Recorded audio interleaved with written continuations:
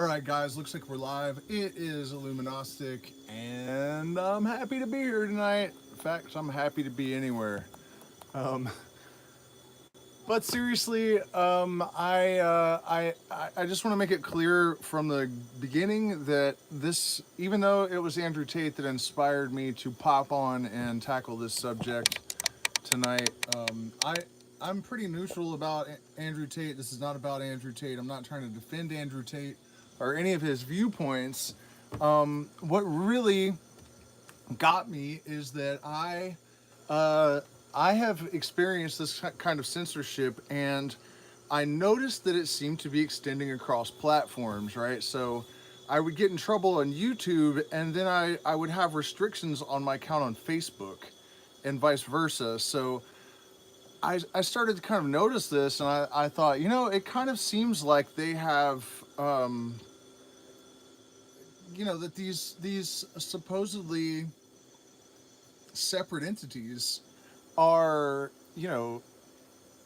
correlated in their actions in a way that suggests they're not actually separate entities. And, people generally sort of laughed at me, that, oh well, you're paranoid, that can't be, they're all separate, uh, and this censorship of Andrew Tate, deplatforming him, happened across all of the different social media platforms simultaneously.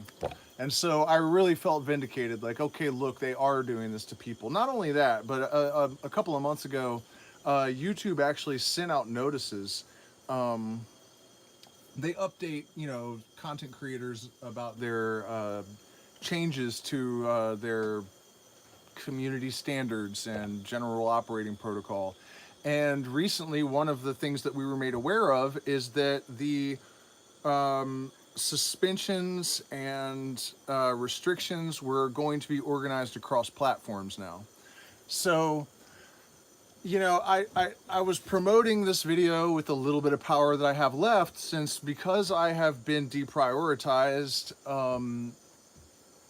my content is generally buried. So on Facebook, for example, if you have an account with maybe 1/10 of the friends and followers that I have, and you post the same picture that I post, and I have experimented with this, so it's absolutely true. One or two people will see it, and then the post made by the person who doesn't have restrictions but has 1/10 of the followers that I do will have 130 likes on the same post, with more or less the same audience, right? Same group, literally the same group of people, not just the same demographic, right? So the impact that this censorship has really is crippling. When, for me, I'm basically a digital nomad, and I'm in South America. So when my ability to make money from my social media and my laptop is compromised, it really fucks my life up, right? Or it has. Not to mention that, you put in a tremendous amount of work to get anywhere at all, and having the rug pulled out from under you is never fun. I think I diverted a little bit. I got sidetracked, though. I think we were talking about... well, sure. Yeah, I mean, it doesn't matter. The cross-platform censorship, and the... Okay, so that's what it was. A story. I was doing what little promoting I can, given the fact that my content is buried, but I still have to try. I have to do something. And somebody responded that, well, it's not censorship because these are private companies, and it's, he got deplatformed because he's a terrible person and a sex trafficker and a whatever. Of course, he's never been charged with anything anywhere, as far as I know, that relates to any of that stuff. Certainly not convicted. So the misogyny I've heard out of his mouth, I don't like it. You know what I mean? It's a bit much. A lot of things that Andrew Tate says, I do kind of appreciate. But the point is that the worst of this stuff is unsubstantiated. There's no proof at all. for one thing. But for another thing, let's just think about how government works and try not to be naive and actually use our heads and understand that the most powerful lobbying industries are the government, basically. And so the privatization of state controlled media, which is what's happening, in my opinion, is just a diversion, right? It's just like it's a way for them to be able to say it's not state controlled because these are private companies. But when you have, big pharma, the military industrial complex, and big tech, basically the unholy trinity that are the United States government and other governments around the world, when Facebook censors its government censorship, there is no difference when you're talking about industries of this magnitude. It is abhorrent to me how goddamn stupid people can be. I mean, I apologize for the harsh language, but I don't really, because I'm sick of it. Um, it really is the evils of censorship cannot be overstated. I mean, my generation and the generations before me, we used to talk about countries and not just countries, but the citizens of countries that would tolerate censorship on their land were like lower than microbes in the opinion of freedom loving Americans, right? And I'm not talking about like right wing nut job uh, freedom loving machine gun carrying. I'm talking about just everyone across the board. My mother, who was a middle of the road Democrat, I guess. I mean, this was not extremist. It was just the American population that actually cared about their rights and their ability to speak freely to each other and to communicate and to hear dissenting opinions. I don't really give a shit if Andrew Tate has shitty things to say. I want him to be able to say them, and to me, it's got nothing to do with protecting people from their own ignorance and protecting people from hatred. If the government and the media gave a flying fuck about, at a rolling donut, about protecting people from ignorance and hatred, psychedelics would have been legal since the 50s. The position that the people that are taking, that are tolerating this stuff, is incomprehensible to me.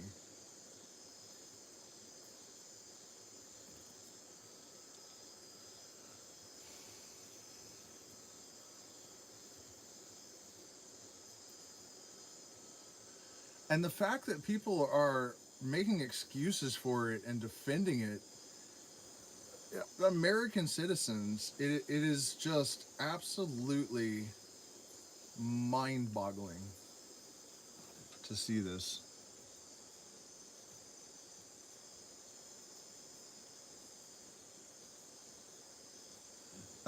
By the way, speaking of censorship and being deplatformed, I'm demonetized, so the only support we get is from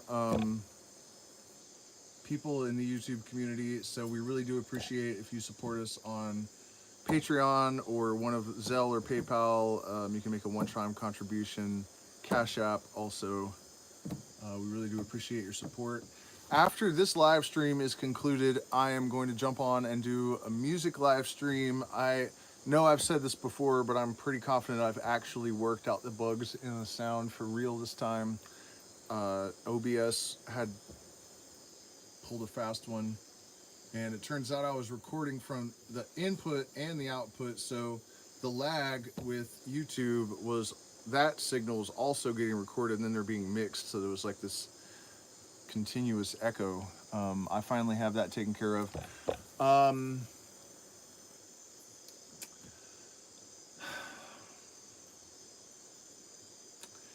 One of the reasons that I think, like, if you're going to claim that something's important, you should be able to come up with a substantial reason.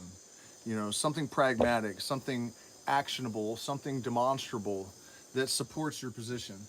And, you know, one of the uses, the only use actually of media for me, or I guess anyone, now that I think about it, it gives you a window through which you can survey the world and you can see what people are thinking and what they are doing. And this includes governments, even with all the distortions and lies of mainstream media, I'll occasionally check in to see what Fox News is trying to convince right wingers is happening. And the same with MSNBC. I don't believe what they're saying per se, but it does at least give me a window into what they want people to think, right? And so, if there is a bunch of hatred with some group towards some other group, I want to know about it.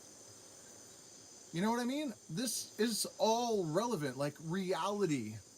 We need to know what reality actually looks like. What are the constituent elements of our society and our culture and our world thinking and doing? Without that information, it is completely impossible for us to make intelligent, conscious adaptations to our environment, right?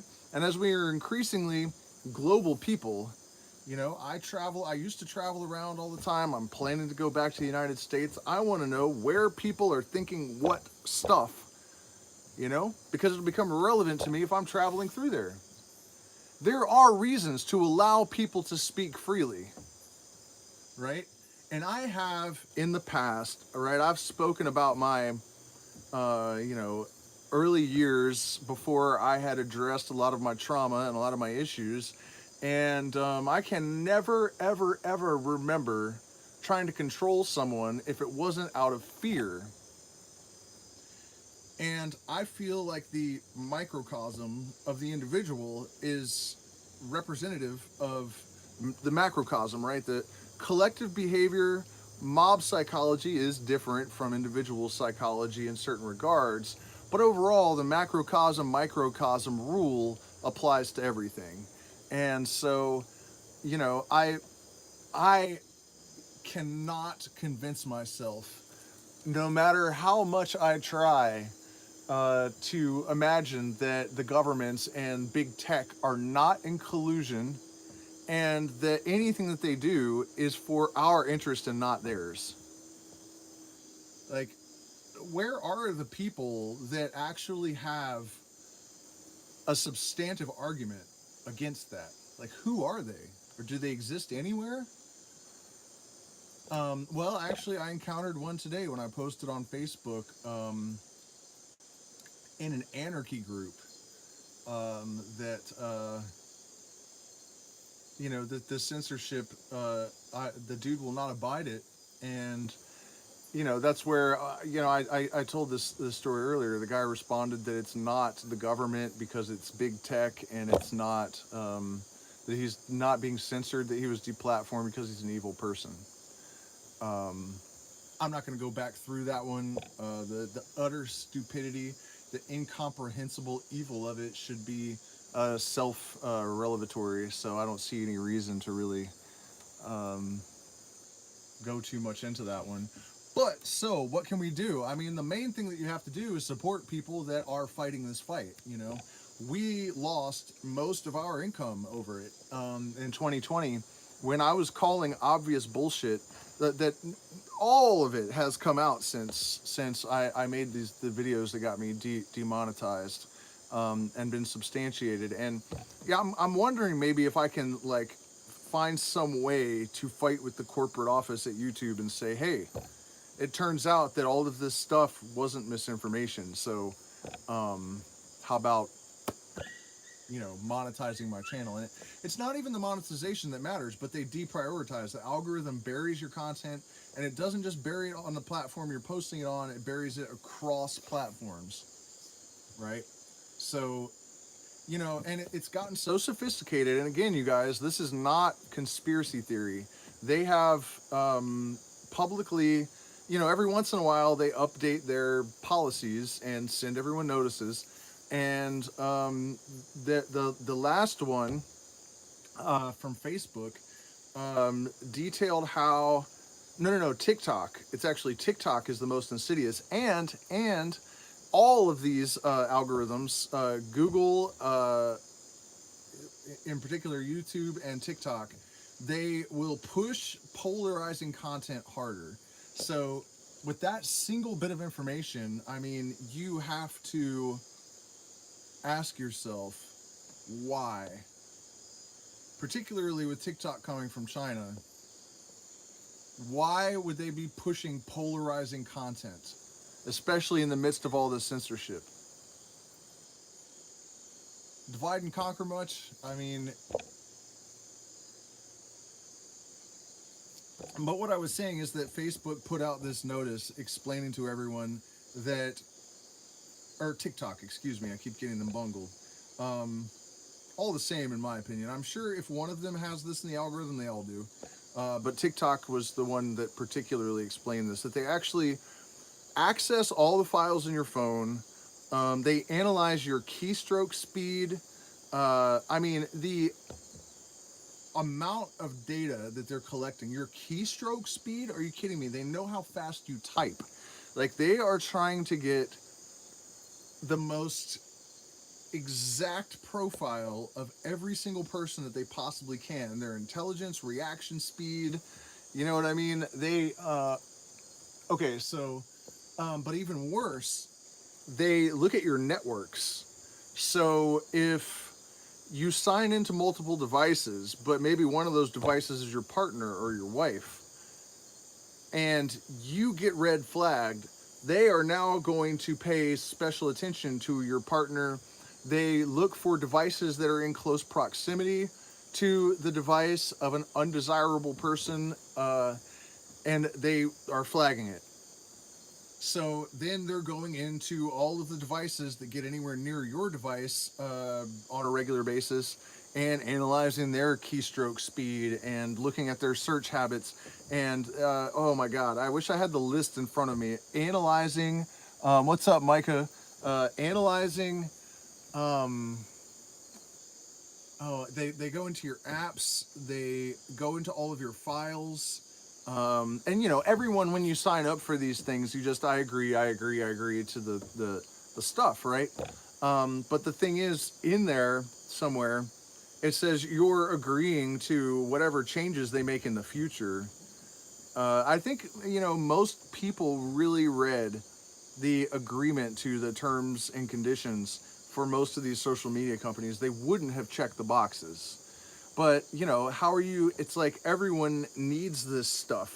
And they dangle the carrot of opportunity to escape your mundane matrix slave life and free yourself through these social media. And so, who is going to deny themselves that possible opportunity? It's like, whereas when I was a kid, you had to like get really, really good at guitar or drums or something, or have natural, you know, voice and singing talent, or you had to be able to act. You know, you had to like really do something to even have the chance of becoming a rock star or some other type of celebrity and escaping from mundane existence, right? Now, they're dangling that carrot in front of everyone. I mean, I cannot even tell you, I mean, I hate to talk shit about my clients, right? But this applies to so many of them that it's not like I'm singling anyone out. But one of the things that I've noticed interacting with people in medicine circles is that everyone thinks they're going to be famous. You know, younger people. The complete delusions about, you know, the like a kid that can't really play guitar, never written a song, you know, nothing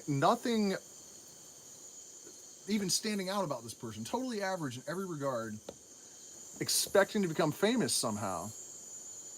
You know, it's, I mean, I'm going off subject a little bit. Everyone knows about the narcissism and the delusions that social media is sort of creating in people, but I don't know that people are really aware of the extent to which it is like warping minds and playing on the egos of insecure and, you know, totally dysfunctional people.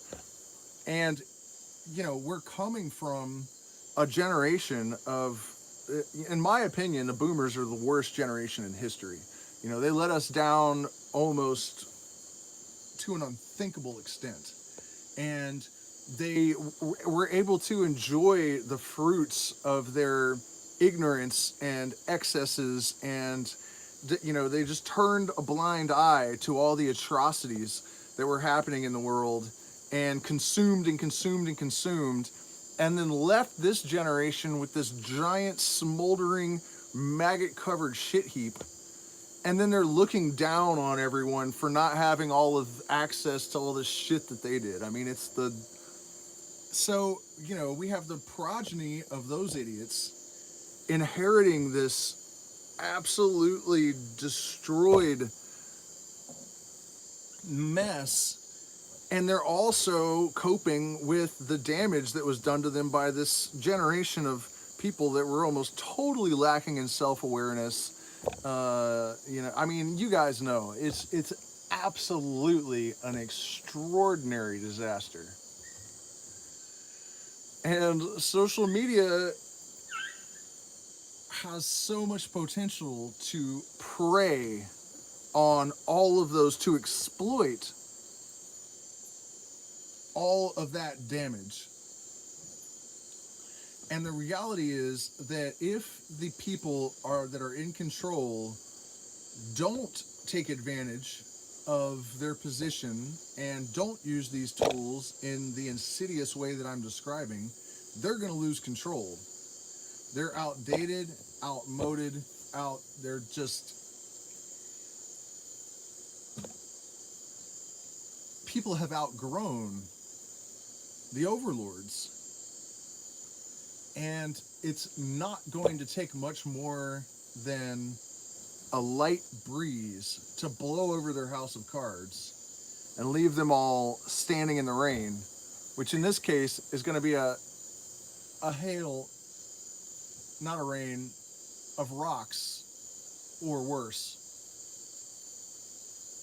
And so that is why this censorship and the people that acquiesce to it and defend it and support it because they don't like something that Andrew Tate said, or they don't like something that Donald Trump said, or they don't like something that Joe Rogan said,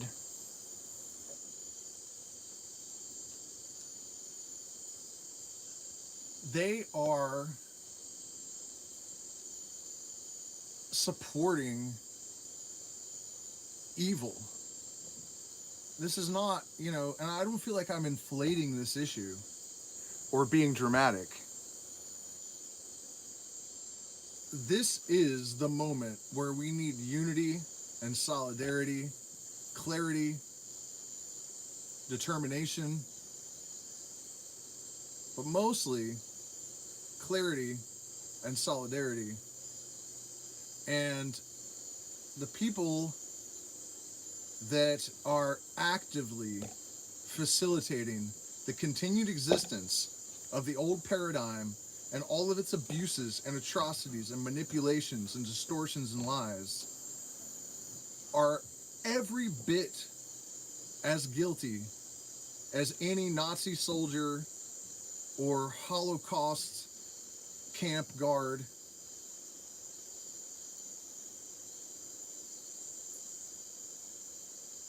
It's time for it all to stop. It's time for people to stand up. It is time to support the people that shine the light where others are afraid to look, refuse to shine the light, regardless of the consequences.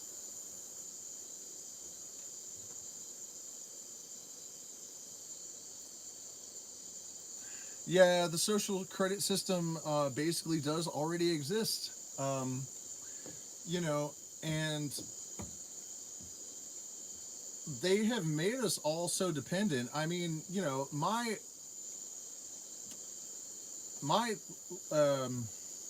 claim to having escaped the Matrix really, to an extent, is bullshit, because they can pull the plug on me and have pulled the plug on me I'm just as dependent upon them as everyone else. I just don't have a 9 to 5 job.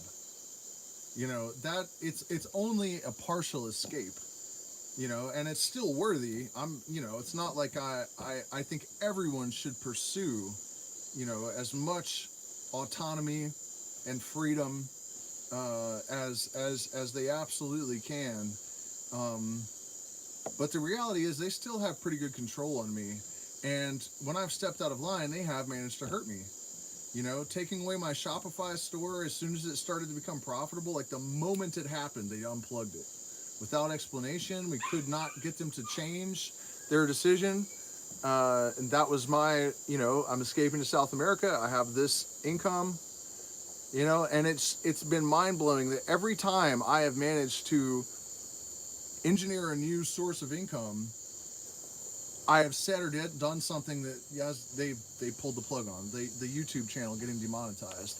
And the thing is, that affects all of my other streams of income, right? So they really do still have, you know, me by the balls. And then if you add to that what they've done to us collectively, um, you know, one of our businesses was sending rape and other things around the world, but because of COVID, Ecuador shut down the postal service, and the remaining shipping companies tripled or quadrupled their prices because you have no competition from the much less expensive national postal service, right? So that was gone. Like, that was, you know, at least half of our business, and it was, you know, a huge part of the purpose of the YouTube channel, because all of that business came from the YouTube channel. So it's like, once you cross one of these lines and they punish you because of the way the new economy is structured and its integration into our social media, it's like dominoes. Everything just starts falling. Um, and even now with, you know, our retreat that we've been doing this summer, my ability to advertise is very limited because they have, you know,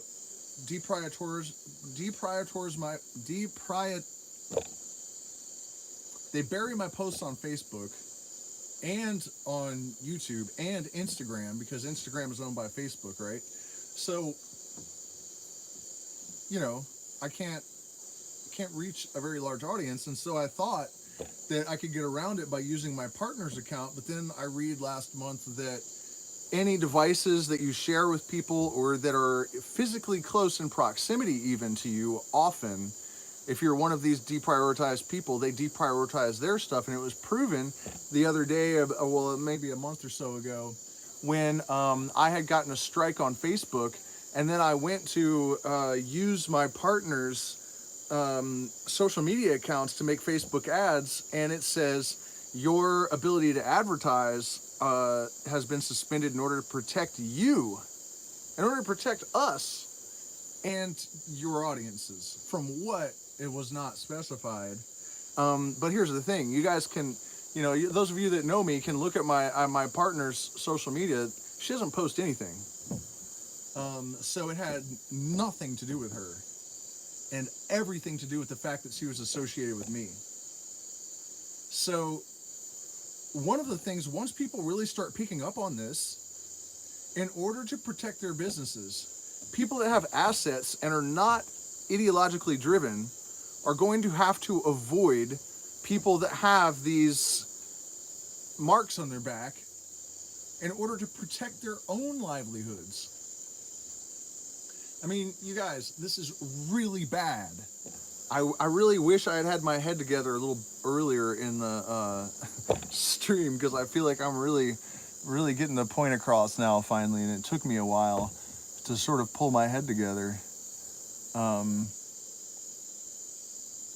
And, you know, I don't know how, I can't read Greek, so I don't know, but, you know, you're asking if the social media,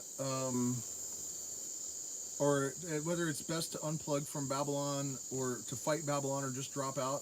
It depends on who you are, and it depends on how much money you have. You know, the thing is, if you tuck tail and run away, it may show up on your doorstep anyways.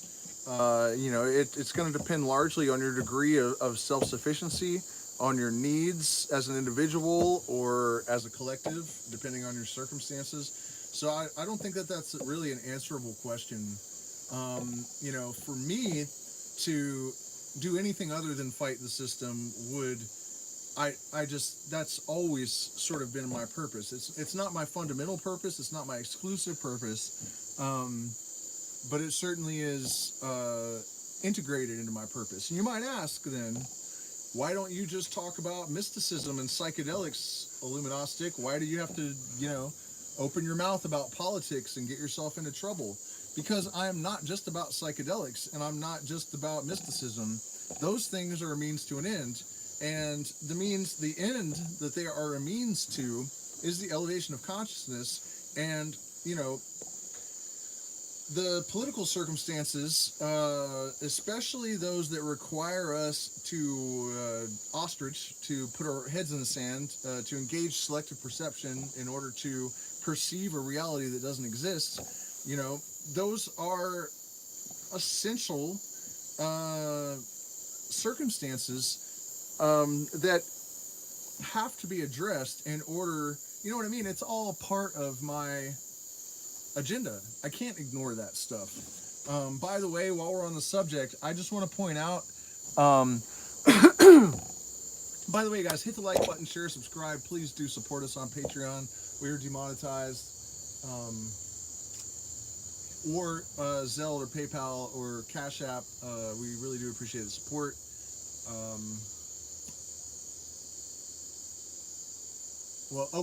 Ashley Biden's notebook. This is a big part of actually what got me into trouble in the first place here. I was talking about Biden and Harris's records as politicians. I'm not a Republican. I'm not a Trump supporter. If anything, I lean to the left, definitely not to the right. And that was, shortly after this video. The next day, I guess, I was demonetized. They won't tell you exactly what the reason. I got an awful lot of arguments with people about how, these people are all equally evil. They're all pedophiles. It's not just, the Republicans or the Democrats. The Republicans like to act like all of the, evil, pedophile, corrupt, all of that stuff is on the left. That's absolute bullshit. I mean, there have recently been Republicans politicians that have been prosecuted for pedophilia. I mean, this is definitely not on either side of the aisle, but the reason that I'm bringing this up is that Ashley Biden's diary was confirmed to be authentic by the FBI, and she describes being molested by Joe Biden, her father, in the shower in her diary, which is not intended to be read by anyone else. People don't lie in their own diaries. We've always known that there was something wrong with Joe Biden, but that's a little bit more than even I expected. But then on the other side of the aisle, we have his adversary, Donald Trump. Donald Trump was on that plane, the Epstein Lolita Express, like 9 or 12 times or something. Trump supporters will make every desperate, pathetic excuse in the book as to why that would be, other than Trump's a pedophile. Of course, if anyone from the left is on that plane, they're automatically guilty, right?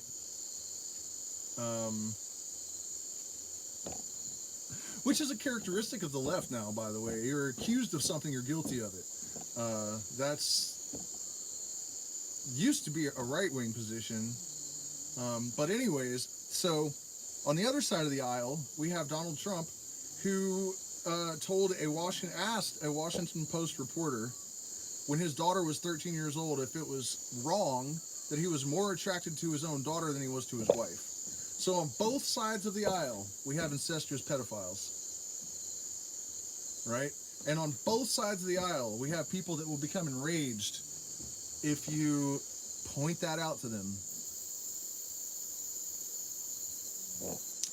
And depending on who is pulling the strings at the time, you can have your social media account deleted for mentioning the wrong element or the wrong aspect of any of these situations and circumstances. But I just really felt vindicated when I heard about Ashley Biden's diary and the specific accusation of incestuous pedophilia. Because one of the main things that people were ragging on Trump about was the way he would touch his daughter up on. I mean, there are videos of her taking his hands off of her ass and putting them on her back because it's gross that he's touching her on the ass the way that he is. Like, there, you know what I mean? There's like big audiences, video proof. Trumpers still act like, oh no, he's just so wholesome with his 4 wives and hookers and porn stars and molesting his own daughter on stages in front of like thousands of people. But then if you pointed out that they're absolutely disgusting, wretched pieces of shit on the left, those people are in just as much denial. And now we have Ashley Biden's diary. So when is the revolution, you guys? I mean, it's looking pretty fucking gross up there at the top of the political puppet show. So that pretty much covers it for this subject of censorship. I can see that it didn't really get the kind of support that I was hoping. Not very many likes so far, not a lot of viewers. And I've noticed this issue with all of the sort of revolutionary stuff that, if you use this language, people tend to just ignore it. That apathy is going to fuck us all so hard. And I think it's another effect of social media. People have become acclimated to just dopamine. Just get dopamine, entertainment, empty entertainment. You can avoid fear. You can avoid thinking about things you don't want to. You can just delete people from your existence that have anything to say that you don't like or that makes you uncomfortable.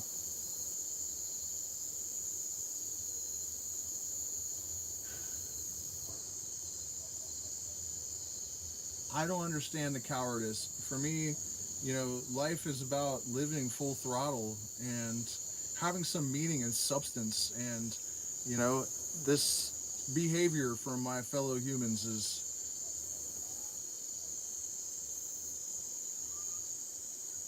I hope it gets better because we have a lot of potential. And if it wasn't for all of these totally engineered circumstances, we would be living in damn near utopia at this point in human history. I really hope people snap the fuck out of it and grow some balls and stand up and do something. Well, yeah, I'm talking about fear, and these bugs have got me jumping under the table. Or maybe they need to grow vaginas. They balls, you hit them and the person crumples, and if you have a vagina, they can really take a pounding. So whatever, you guys know what I mean. Thank you so much for spending this time with me. In about an hour and a half, I'm going to jump on and do a music stream, and it should be the first one that I've done that has decent sound quality. I know I've said that before, but I think this time I actually mean it. All you can do, you guys, is support creators that you think are willing to go against the approved narratives or become one yourself. Also, go to alternate social media platforms that do not censor. I don't care if Rumble is right-wing and you're a left-winger. Create a left-wing presence there then, that's just...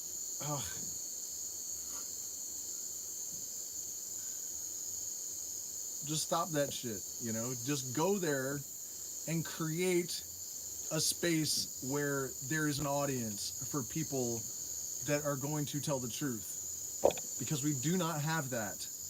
on YouTube and Facebook and Instagram and TikTok. Well, TikTok is a little bit better. I don't know if they took part in this banning of Andrew Tate or not, but I know the rest of them did, and all at once. So anyways, thank you guys so much, and we'll see you again soon.